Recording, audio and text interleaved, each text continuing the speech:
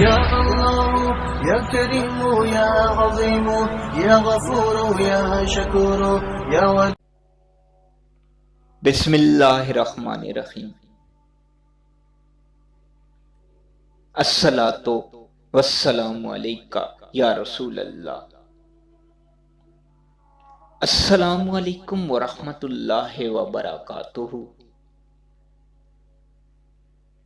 شیخ فرید الدین عطار رحمۃ اللہ علیہ ابو جعفر بن سلیمان رحمۃ اللہ علیہ کی زبانی بیان کرتے ہیں کہ حضرت سفیان ثوری رحمۃ اللہ علیہ نے ایک دفعہ ان کا ہاتھ پکڑا اور کہا، میرے ساتھ اس استاد کے پاس چلو، کیونکہ مجھے اس کے علاوہ نہ کسی سے تشفیع ہوتی ہے نہ فرصت کا احساس۔ جب سفیان ثوری رحمۃ اللہ علیہ اندر آئے تو انہوں نے دعا کے لیے ہاتھ اٹھائے اور کہا، اے اللہ، میں تجھ سے اس دنیا اور اس کی چیزوں سے آزادی طلب کرتا ہوں۔ اس پر حضرت رابعہ بصری رحمۃ اللہ علیہ رو پڑی۔ حضرت سفیان ثوری رحمۃ اللہ علیہ نے پوچھا، آپ کیوں روئیں؟ تو وہ بولی، سفیان، تم میرے رونے کا سبب ہو۔ حضرت سفیان ثوری رحمۃ اللہ علیہ نے پوچھا، وہ کیسے؟ انہوں نے کہا، تمہیں نہیں معلوم کہ اس دنیا سے آزادی صرف اس کے ترک کرنے سے ہی مل سکتی ہے، جبکہ تم اس میں آلودہ ہو۔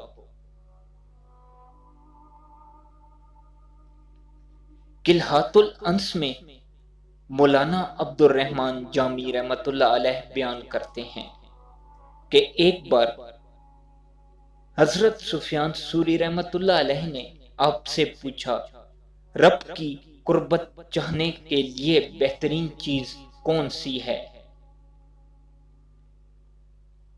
انہوں نے جواب دیا کہ بندے کے پاس اس دنیا اور اس دنیا میں کچھ نہ ہونا چاہیے، تبھی وہ خدا کو پا سکتا ہے۔ ایک بار اسی لہجے میں کہا کہ اگر ایک آدمی کے پاس ساری دنیا ہو تو وہ پھر بھی دولت مند نہ ہوگا۔ پوچھا، وہ کیوں؟ آپ نے جواب دیا کہ دنیا غارت ہونے والی ہے اور گزر جانے والی فانی چیز ہے، لہذا ایسی چیز کے ساتھ کوئی کیسے دولت مند ہو سکتا ہے؟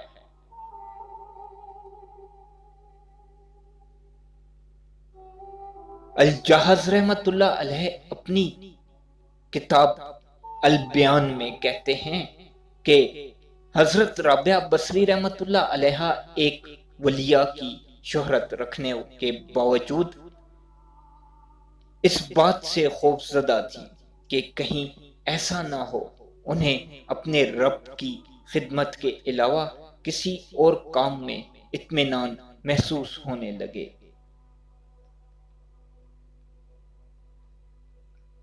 الجاحظ رحمۃ اللہ علیہ مزید بیان کرتے ہیں کہ حضرت رابعہ بصری رحمۃ اللہ علیہ سے پوچھا گیا، کیا آپ کوئی کرامت کر سکتی ہیں تاکہ معلوم ہو سکے کہ واقعی آپ ولیہ ہیں؟ تو آپ نے فرمایا کہ اگر ایسی چیز ہو بھی تو مجھے خوف ہے کہ وہ میرے فائدے کی نہ ہوگی۔ بقول علامہ اقبال، بندہ آزاد خود ایک زندہ کرامت ہے، اس لیے ضروری نہیں کہ وہ کرامات کرتا بھی پھرے۔ محکوم کو پیروں کی کرامات کا سودا ہے، بندہ آزاد خود ایک زندہ کرامات۔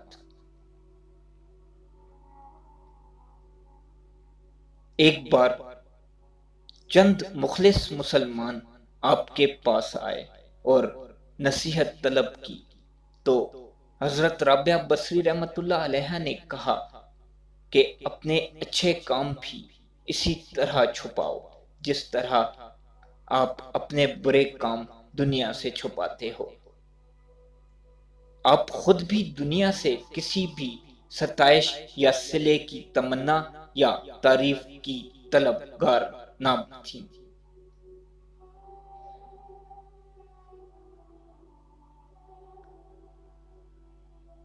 ابتدائی صوفیاء کی خواہش تھی کہ دنیا کی ہر چیز سے آزاد ہو جائیں تاکہ روحانی دنیا میں بھی ان کو آزادی میسر ہو۔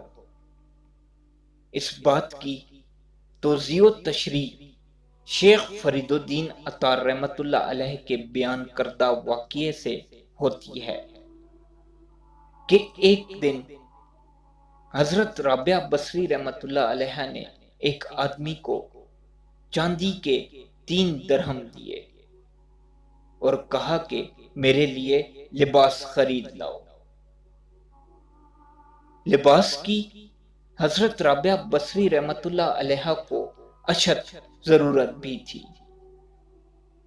وہ باہر جاتے جاتے رکا اور کہا یہ بتائیں کہ لباس کون سے رنگ کا لاؤں؟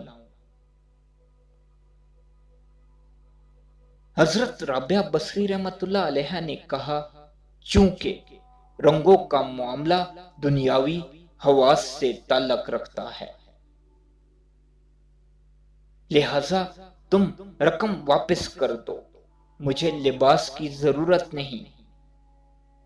کہا جاتا ہے کہ لباس جیسی چیز کو بھی خدا سے دوری یا جدائی کا سبب نہیں بننا چاہیے۔